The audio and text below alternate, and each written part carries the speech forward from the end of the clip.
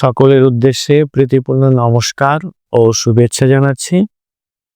শুরু করছি আজকের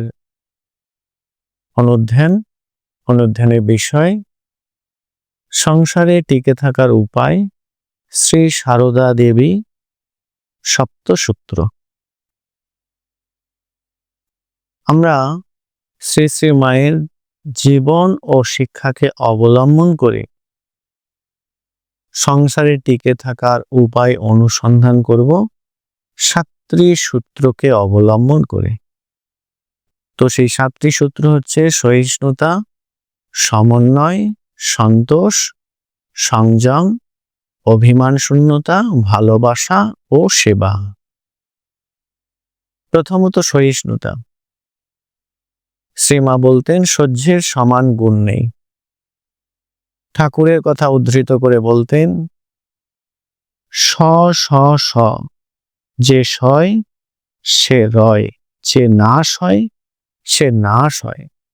সত্যি তো, যদি আমাদের টিকে থাকতে হয় তাহলে কিন্তু সহ্য করতে হবে, রেজিস্ট্যান্স পাওয়ার সংগ্রহ করতে হবে।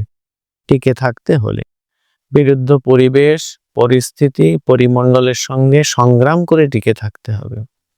আমরা যদি সারভাইভ করতে চাই তাহলে ফিট হতেই হবে। কিন্তু সহ্য কেন করব? ভগবদ গীতায় ভগবান বলছেন আগম অপাহীনঃ অনিত্যাহা তাং তিতিক্ষাস্য ভারত। বলছেন সমস্ত পরিস্থিতি, সেগুলো কেমন না উৎপত্তি বিনাশশীল, কিছুক্ষণের জন্য থাকে মাত্র। তাই আমাদের সহ্য করাটাই বুদ্ধিমানের কাজ। আর এই সহ্য যদি আমরা নীরবে করি, বিনা প্রতিরোধে করি, তখন সেটি হয় তিতিক্ষা, আর সেটি তপস্যার শামিল, আমাদের আধ্যাত্মিক উন্নতির সহায়ক। এরপর আসছে সমন্বয়ের কথা। সমন্বয় অর্থাৎ অ্যাডজাস্টমেন্ট, বনিয়ে বানিয়ে চলা। শ্রীমা বলছেন সংসারে কেমন করে থাকতে হয় জানো? যখন যেমন তখন তেমন, যেখানে যেমন সেখানে তেমন, যাকে যেমন তাকে তেমন।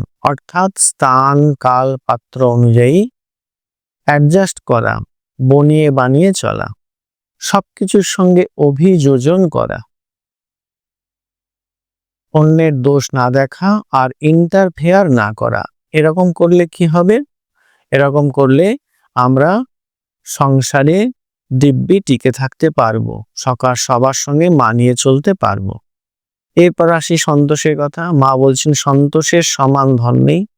এই সন্তোষ বা স্যাটিসফ্যাকশন, এটি টিকে থাকতে গেলে খুব প্রয়োজন। যদৃচ্ছা লাভ সন্তুষ্টি সন্তোষঃ সুখ লক্ষণম।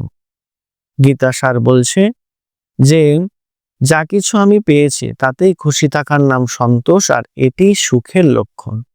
তাই হয়তো বলা হয় ধনে সুখ নয়, মনে সুখ। লোভের তো উপসংহার নেই, আর ভোগেও তৃপ্তি নেই। রাজা যযাতি, তিনি 1000 বছর ধরে কাম উপভোগ করলেন, কিন্তু তবু তৃপ্ত হলেন না। তখন তিনি একটি অসাধারণ কথা বললেন নজাতু কাম কামানাম উপভোগেন সম্মতি হবিষা কৃষ্ণ বর্তম এব ভূয় এবাভিবর্ধতে। কি বললেন? বলছেন যে কাম উপভোগের দ্বারা কখনো তৃপ্ত হওয়া যায় না, যেমন কিনা ঘি ঢেলে আগুন নেভানো যায় না।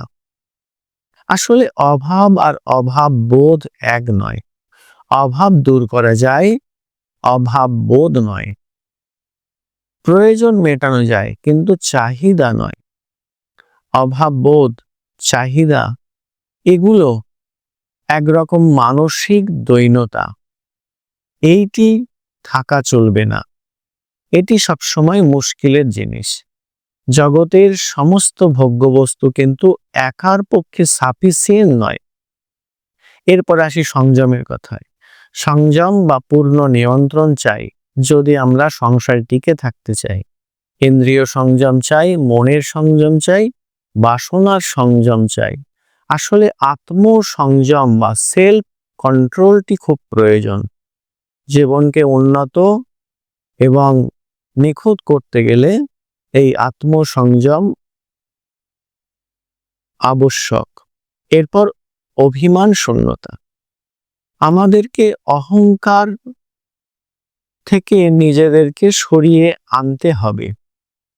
অহংকার মানুষকে সবার অপ্রিয় করে তোলে। বগরূপী ধর্মরাজ যুধিষ্ঠিরকে জিজ্ঞাসা করেছিলেন, কেমন মানুষ সবার প্রিয়? যুধিষ্ঠির বলেছিলেন, যিনি অহংশূন্য। নিরভিমানী হয়ে অপরকে মান দিতে হবে। চৈতন্যদেব এটি শিখিয়েছেন, অমানি মানদ, এতে তিনি বলতেন। আর মান দিয়ে আমরা অন্যকে আপনার করেই নিতে পারি। নিজেকে আড়ালে রাখতে হবে, নিজেকে লাইমলাইট থেকে সরিয়ে গোপনে রাখতে হবে। অন্যকে মর্যাদা দিয়ে, অন্যকে বাড়িয়ে তুলে নিজেকে একটু ছোট করে রাখতে হবে। লো প্রোফাইলে নিজেকে রাখতে হবে। আর এভাবে আমরা সংসারে সকলকে আপনার করে নিয়ে আমরা দিব্যি বহাল তবিয়তে টিকে থাকতে পারি। এরপর চাই ভালোবাসা। ভালোবাসাতেই তো তার সংসার গড়ে উঠেছে। আমাদের সংসার গড়তেও ভালোবাসা চাই। সকলকে আপন করে নিতে হবে সহমর্মিতা, একাত্মতার মধ্য দিয়ে। প্রেম ও প্রীতির পুণ্য বাঁধনে যবে মিলি পরস্পরে, স্বর্গ আসিয়া দাঁড়ায় তখন আমাদেরই কুঁড়ে ঘরে। আসলে ভালোবাসা থাকলে তবে ভালোবাসা হয়। নেতাজি সুভাষচন্দ্র বসু বলছেন, হীনতা ও কুটিলতাকে জয় করতে হলে শুধু ভালোবাসা দ্বারা জয় করা যায়। মানুষের হৃদয়ে অন্যের জন্য একটু ভালোবাসা থাকা প্রয়োজন। সেই ভালোবাসা এলে মানব জীবনের বর্তমান সমস্যাগুলির সমাধান হতে পারে। তো এই ভালোবাসাটা খুব দরকার। আর এই ভালোবাসার ফলিত রূপ হচ্ছে সেবা। সকলকে সেবা যত্ন করে আপনার করে নিতে হবে।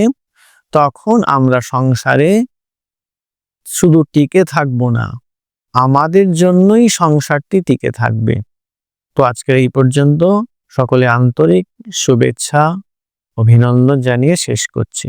সর্বে ভবন্তু সুখিনো, সর্বে সন্তু নিরাময়া, সর্বে পশ্যন্তু ভদ্রাণি, মা কশ্চিৎ দুঃখ ভাগ ভবেৎ।